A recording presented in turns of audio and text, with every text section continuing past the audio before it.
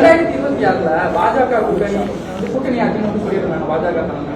ஆனா நேற்று அண்ணாமலை என்ன சொல்லியிருக்காருன்னா அது கூட்டணி ஆட்சி கிடையாது, பாஜக ஆட்சி தான் வரப்போகுது அப்படிங்கிறாரு.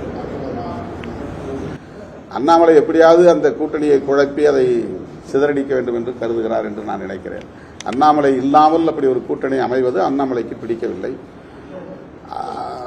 அந்த இரண்டு கட்சிகளும் ஒன்று சேர்ந்து மற்ற கட்சிகளையும் இணைத்து தேர்தலை சந்திக்கக்கூடாது என்று அவர் நினைக்கிறார் என்று நான் நம்புகிறேன். சார், இப்போ ஷேரிங் ஆஃப் பவர்ஸ் அதுக்கப்புறம் பிரஷர் டாக்டிஸ் பண்ணி நம்ம சீட்டு வாங்க மாட்டோம்ன்றது நீங்க எப்பயுமே நிலைப்பாடோட இருக்கு. பட் ஆனால் தலித் மக்கள் மீதான வன்கொடுமைன்றது நிறைய இடங்கள்ல களத்தில் நடக்குது, நிறைய இடங்கள்ல நீங்களும் இருக்கணும். ஆனா அதுல ஒரு காமன் மினிமம் ப்ரோக்ராமோ இல்ல ஸ்ட்ராங்கான பாலிசியும் நீங்க தொடர்ந்து வலியுறுத்துவீங்களா? எலெக்ஷன் தொடர்பான விஷயம் கேட்கலாம்.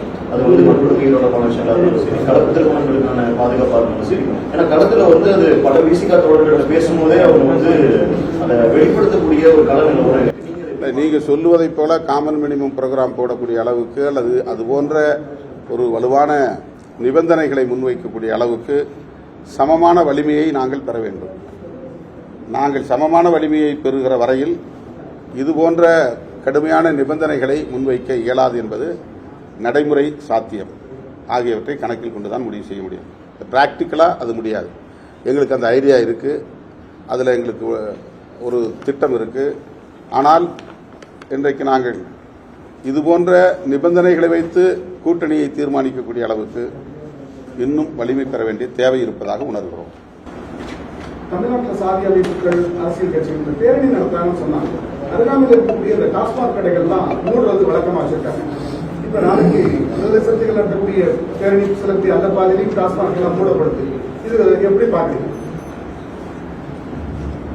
நிரந்தரமா டாஸ்மாக் கடைகளை மூட வேண்டும் என்பது எங்களுடைய கோரிக்கை. அதை திரும்ப திரும்ப நாங்கள் சொல்லி வருகிறோம்.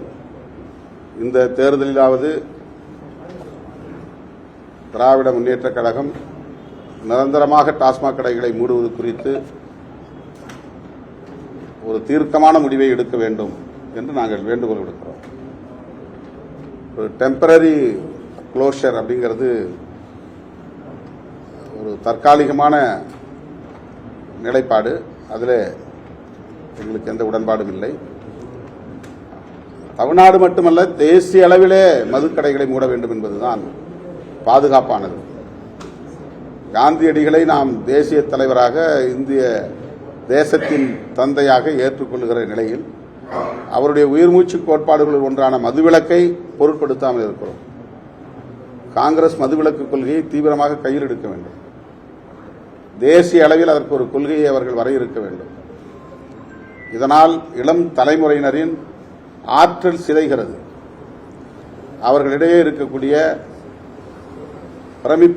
பிரமிக்கத்தக்க ஆற்றல்கள் இந்த மது பழக்கத்தால், போதைப்பொருள் புழக்கத்தால் கடுமையாக சிதைவடையும் நிலையை நாம் பார்க்கிறோம்.